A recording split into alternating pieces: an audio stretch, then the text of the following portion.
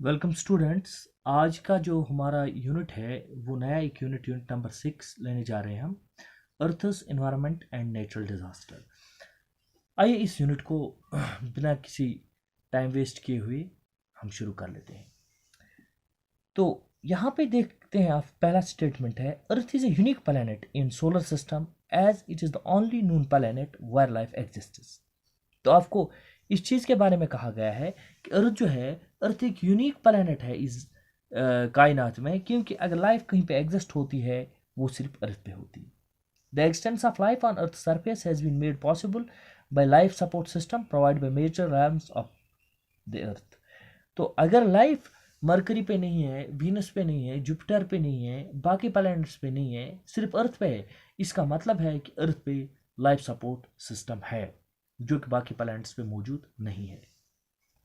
Lithosphere, atmosphere, hydrosphere and cryosphere are the major abiotic realms of earth surface. तो major abiotic factors और major abiotic components जो हैं, जो responsible है life के लिए इस ज़मीन पर, वो है लिथोस्फीयर, एटमॉस्फेयर, हाइड्रोस्फीयर और cryosphere. The interaction between these major realms of earth supports the major realm of biosphere. और जो लिविंग सिस्टम, सारे लिविंग सिस्टम्स जो इस प्लैनेट के हैं वो बनाते हैं बायोस्फीयर।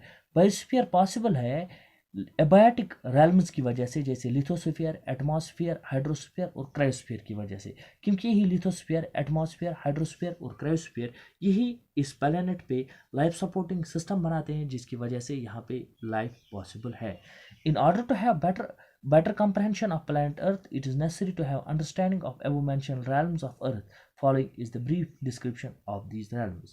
तो यहाँ पे लिखा गया है कि बेहतरीन तरीके से अंडरस्टैंड करने के लिए कि किस तरीके से यहाँ पे प्लैनेट अर्थ जो है, इस पे किस तरीके से लाइफ सपोर्ट सिस्टम एग्जिस्ट हो रहा है और बायोस्फीयर एग्जिस्ट हो रहा है, इसके लिए ज़रूरी है कि हमें इन कंपोनेंट्स के बारे में इंफॉर्मेशन हो। पहला जो है वो है lithosphere. The outermost layer of the earth which is compose of rocks is known as lithosphere. कहा जा रहा है जो आउटर मोस्ट लेयर अर्थ की है, जिसमें रॉक्स पाई जाती हैं, उसको कहा जाता है lithosphere. The average thickness is around 90 kilometres. इसकी जो एवरेज थिकनेस है वो कुछ 90 किलोमीटर्स के लगभग है। It is the thinnest and lightest layer of earth lying over asthenosphere. ये सबसे पतली लेयर है अर्थ की जो सीधे एस्थेनोस्फीयर के ऊपर है। Lithosphere is composed of a number of lithospheric plates and its outer surface is occupied by land masses and water bodies. Lithosphere जो है, इसमें बहुत सारे लिथोस्फेरिक प्लेट्स एग्जिस्ट हो रहे हैं और इसकी आउटर स्फीयर पर लैंड मासेस हैं और वाटर बॉडीज है। The percentage of various elements in lithosphere is given as. जो परसेंटेज है बहुत सारे कंपोनेंट्स की लिथोस्फीयर में और एलिमेंट्स की लिथोस्फीयर में जो कंपोजिशन है वो कुछ इस तरीके से है।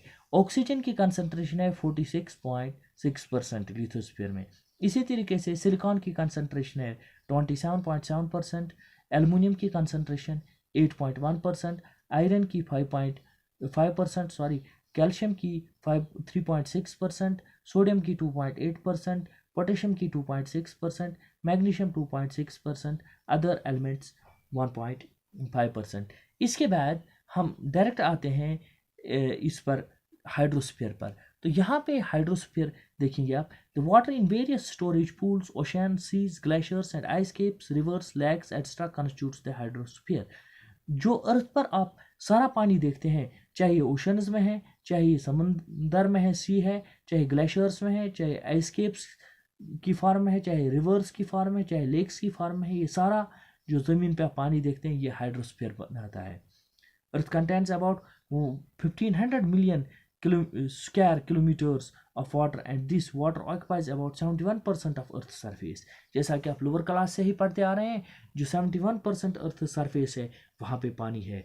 और जो अर्थ है इस पे तकरीबन 15,000 square 15,000 cubic kilometre, 15,000 million cubic kilometre का पानी इस पे मौजूद है। However, these water resources are not evenly distributed on Earth surface। लेकिन ये वाटर रिसोर्सेज जो हैं ये इवनली डिस्ट्रीब्यूट नहीं किए गए हैं इस ये जो हमारा प्लैनेट है इस पे इवनली डिस्ट्रीब्यूट नहीं किए गए हैं। There are some areas where there is water everywhere and some areas where there is no water at all। The percentage of water in where storage pools is as under. कहा जा रहा है कि ज़मीन के कुछ ऐसे इलाके हैं जहाँ पानी है ही नहीं, और कुछ इलाके ऐसे भी हैं जहाँ चारों ओर पानी ही पानी है।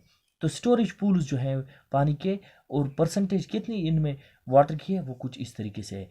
जो हाइड्रोस्फीयर है, हाइड्रोस्फीयर का 97.2% ओशंस और सीज में एग्जिस्ट होता है।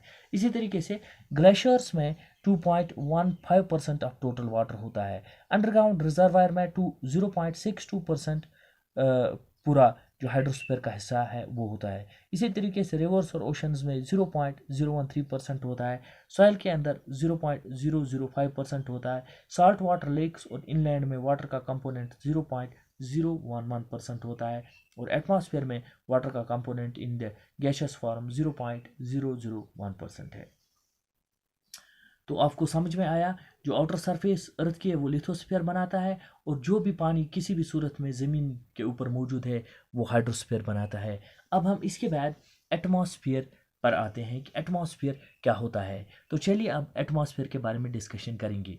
तो यहाँ पे आप लिखा पाएंगे the ocean of air that extends up to several 100 kilometers and surrounds the earth from all sides like a blanket is known as atmosphere. ये अगर हम अर्थ मान लें, अर्थ की चारों ओर जो है एक ब्लैंकेट ऑफ एयर है, इसको एटमॉस्फेयर कहा जाता है। ये the ocean of air which extends up to several 100 kilometers, ये जो इसकी अगर हम इसकी थिकनेस देखें एटमॉस्फेयर की, वो सेवरल 100 किलोमीटर्स तक है। ये सराउंड करती है ऑन ऑल साइड्स अर्थ को, जैसे एक ब्लैंकेट है वो किसी चीज़ को सराउंड करती है, इसी तरीके से ये जो blanket of air around our earth है इसको हम एटमॉस्फेयर कहते हैं। The study of atmosphere is known as aeronomy. Atmosphere की स्टडी को एरोनॉमी कहा जाता है। तो this gaseous envelope with a mass of about 5.7 into 10 raised to power 15 tons is held to the planet by means of gravitational force। ये जो atmosphere है जिसका टोटल जो वजन है वो कुछ 5.7 इन 10 रेज़ पावर 5.7 इन 10 रेज़ पावर 15 टन्स है। ये अर्थ के साथ जुड़ा हुआ है by gravitational force. It provides carbon dioxide that plants use for photosynthesis and oxygen which animals need for respiration. आपको पता है कि एटमॉस्फेयर में बहुत सारी गैसेस हैं, लेकिन कार्बन डाइऑक्साइड भी है। इस कार्बन डाइऑक्साइड को प्लांट्स इस्तेमाल करते हैं, और इसी की वजह से वो फोटोसिंथेसिस करके अपना ग़िज़ा जो है वो तैयार करते हैं, और ऑक्सीजन एनिमल्स रेस्पिरेशन के लिए इस्तेमाल करते हैं। The earliest atmosphere probably consisted mainly of hydrogen and helium that were